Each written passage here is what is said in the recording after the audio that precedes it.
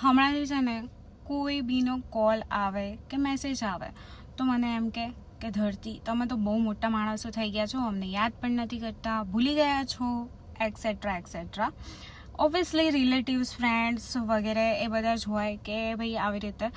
તો એમને મારે કહેવાનું કે ભાઈ હું મને ખુદને બી યાદ ત્યારે જ કરું છું જ્યારે હું બ્લોગ બનાવી રહી હોઉં યુટ્યુબનો.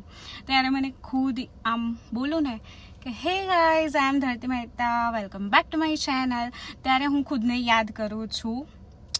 તો પેલું જે ટાઈમ ઇઝ મૂવિંગ ફાસ્ટ એ જ ને મારી જીવનમાં આમ એટલું બધું લાગુ પડી ગયું છે કે મારી લાઈફ જ સ્ટક થઈ ગઈ છે લોગિન અને લોગઆઉટ વચ્ચે. ઉઠો, જાગો, તૈયાર થાઓ, ઓફિસે આવો, કામ કરો ઓફિસનું, અને ઓફિસથી પાછા ઘરે જાઓ, સૂઈ જાઓ, દેટ્સ ઇટ.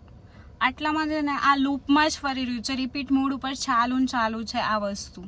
તો પછી આમાં મને જ હું ખુદ ત્યારે યાદ આવું કે જ્યારે હું વ્લોગ બનાવું છું.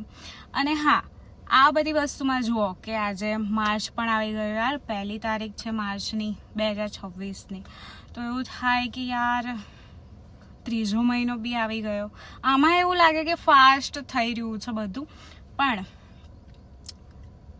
આમ જોવા જઈએ ને તો મને એવું લાગે છે કે ના, ફાસ્ટ તો નથી. કારણ કે આમ સ્ટોરી ખોલી, કોઈના કોઈની એન્ગેજમેન્ટ, મારી એજનાની વાત કરું છું, હા નાના પણ કરી રહ્યા છે, કોઈના કોઈની એન્ગેજમેન્ટ થઈ રહી છે, કોઈના મેરેજ થઈ રહ્યા છે, અરે કોઈ તો મતલબ બેબી શાવર થઈ રહ્યું છે, મમ્મી બની ગયા છે, બીજું બાળક પણ આવી ગયું છે અમુકને. તો પછી એવું લાગે કે એમાં સ્લો છું હું.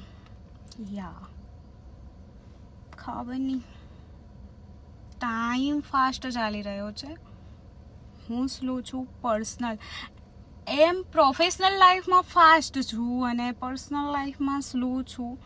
તો ઓબ્વિયસલી યાદ ના કરીએ તો મોટા માણસ થઈ ગયા છે એવું ના હોય. સો યા